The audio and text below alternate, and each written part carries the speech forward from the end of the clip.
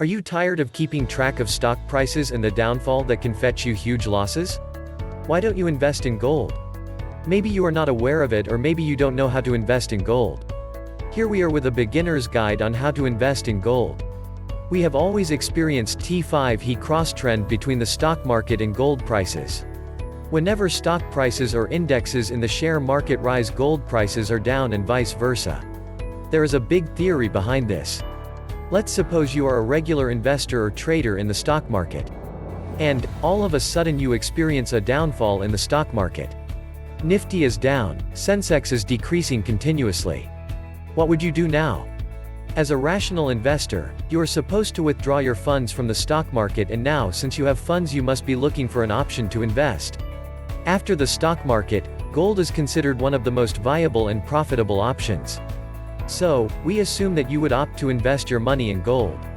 And, if more and more people are going to do this, the demand for gold will rise automatically. And, since we have more demand than the supply, prices tend to shift higher. Gold versus jewelry. First things first, when we talk about gold, it's not about jewelry. Jewelry is something you buy to decorate yourself, or simply you are going to use it. And, that not investment, right?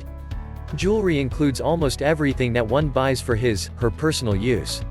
While investment is quite different, because if you purchase anything as an investment you are looking to sell it when the time is right.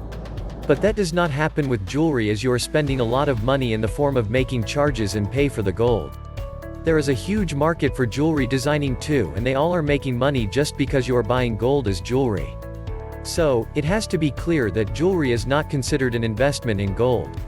How to invest in gold? 1. Gold coins.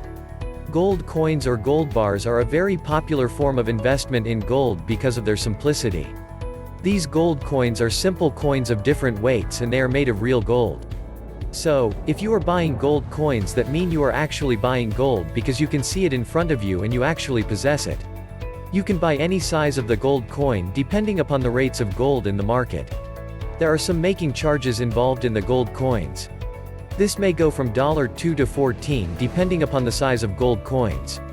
Gold coins are very popular, and they are even used as jewelry too. But only a rare species of human use gold coins as jewelry, but it used to be back in the past. People used to wear coins on their necks with some chains or threads. But, it's not happening now, so we consider it as an investment only. So, if you are buying gold coins, we assume that you are ready to sell them when the time comes, or maybe you are just keeping your money in the form of gold.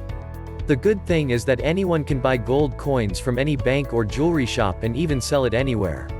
There is physical gold in front of the eyes, and this is a problem too, as you have to take care of coins. Either you can keep it in your home or get a locker somewhere. And, if you are hiring a locker, so you should be ready to pay charges for a locker too. 2. Gold ETF. Gold ETF stands for Gold Exchange Traded Funds. It sounds like a mutual fund, but it's not. It just has the named fund in its name because it's a traded fund, not the actual gold. So, you are just trading in the funds for gold and making an investment. Gold ETF is listed on the stock exchange, from where you can buy it and sell it. Yes, you cannot buy ETF from a bank or jewelry shop. You need to have a Demat account and buy it from the stock exchange directly. So, it's totally open to almost everyone. You can buy it anytime from anywhere and sell it the same way. And, there is a minimum price too, which equals 1 unit. So, you have to buy a minimum of 1 unit of gold, meaning 1 gram of gold, to trade. The NAV of your gold depends upon the actual gold prices in the market. NAV is the net asset value, that is the actual value of gold that you will buy, reducing expenses and charges. And yes, the expense ratio is about 0.5 to 1% to manage the expenses, because there is stock exchange and funds to be managed. Gold ETF is absolutely the best option to go with, as it has liquidity in its top priority. You can buy and sell anytime you need funds. And, since there is no physical gold involved, so you don't even need to worry about safety measures. 3. Gold mutual fund. Gold mutual funds are very similar to mutual funds. The only difference is that here you are investing in gold instead of securities. Yes, in mutual funds your money is invested in shares and debts depending upon your choice and expected returns. But, in the case of gold mutual funds, you are investing in gold. Now, one question is there: what is the difference between ETF and gold mutual funds? The difference is that you can make a systematic investment plan with the SIP system. Suppose you have a goal of having 10 lakhs rupees after 2 years. To achieve that, you can make a SIP and start investing a fixed amount of money every month in gold. And, at the end of the stipulated period, you will have your money in the form of gold. Here expense ratio is a bit higher than gold ETFs because of the monthly plans. And, there are some mediators involved too which raise your expenses of investment. There is no physical gold here too. Gold mutual funds are best for those who have a particular goal and want to make a monthly investment. Transactions are done through the Demat account, but it's not compulsory to have it. 4. Sovereign Gold Bond, SGB. Sovereign gold bonds, or popularly known as SGBs, are not quite old and not even so new because these were launched in the year 2015 by the government of India. Yes, these are backed by government, so you don't have to worry about the safety of your funds because government is always there. Central bank brings up the SGBs after a certain period, and you can buy these bonds through the bank, post office, or Stock Holding Corporation Limited, SHCL.